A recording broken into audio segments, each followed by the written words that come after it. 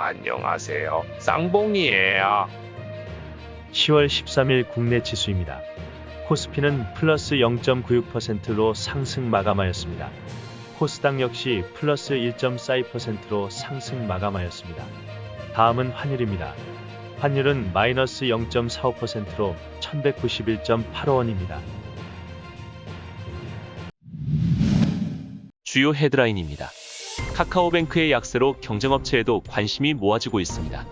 포스코가 창사 이래 처음으로 3조 원대 분기 영업이익을 달성했습니다.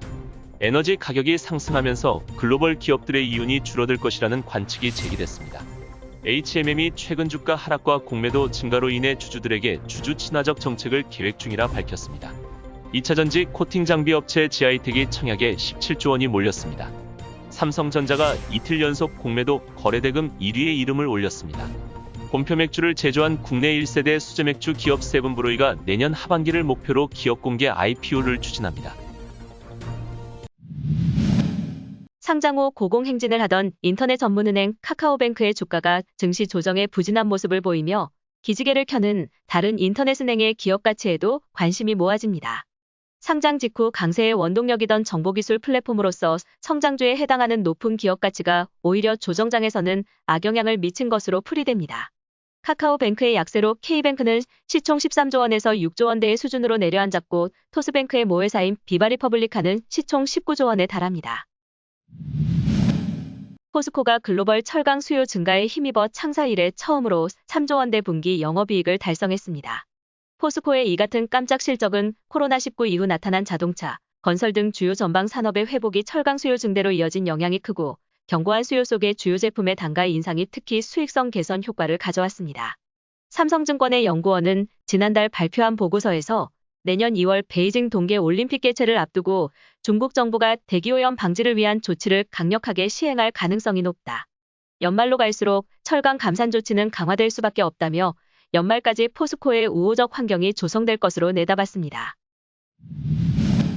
에너지 가격이 상승하면서 글로벌 기업들의 이윤이 줄어들 것이라는 관측이 제기됐습니다. 에너지 가격 상승과 함께 공급망이 무너지고 컨테이너선 부족 현상이 빚어졌고 이는 급격한 물가 상승으로 이어졌습니다. 컨설팅 기업 IMA 아시아의 전문은 미국에 있는 기업들은 그래도 이윤을 지켜낼 수 있는 여지가 크다며 미국 소비자 시장은 매우 활발하기 때문이라고 주장했으나 다른 국가의 기업들은 암울한 전망에 직면해 있다고 강조했습니다. HMM이 최근 주가 하락과 공매도 증가로 주주들의 불안이 커지자 배당과 연구 전환사채 조기 상환 등을 제시하며 달래기에 나섰습니다. HMM은 13일 배재훈 사장 명의의 주주님께 드리는 글에서 주가 하락에 대한 주주들의 우려에 공감해 주주 친화적 정책을 검토 중이라면서 이 같은 계획을 밝혔습니다. HMM은 회사는 배당을 포함한 주주 친화적 정책을 고려하고 있다면서 다만 현재는 상법상 배당 가능 이익이 없어 배당이 불가능하지만 결손금이 지속해서 감소하고 있어 이익이 발생하는 시점에 적극적으로 주주환원 정책을 시행하겠다고 약속했습니다.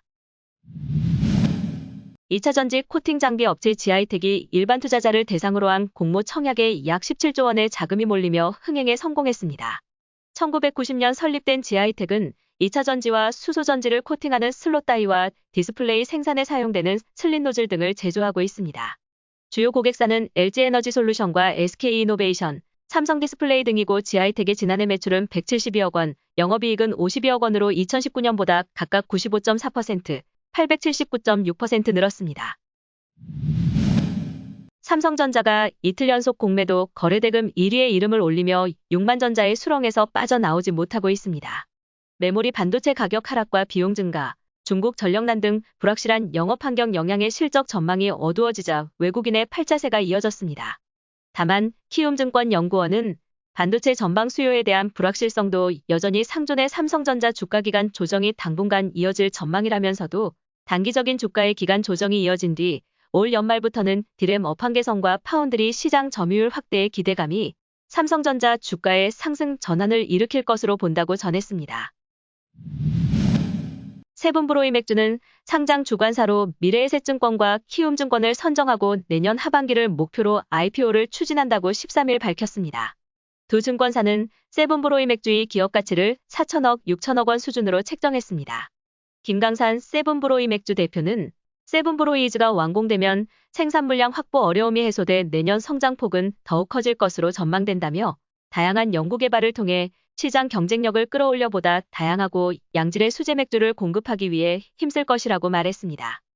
오늘도 봐주셔서 감사합니다.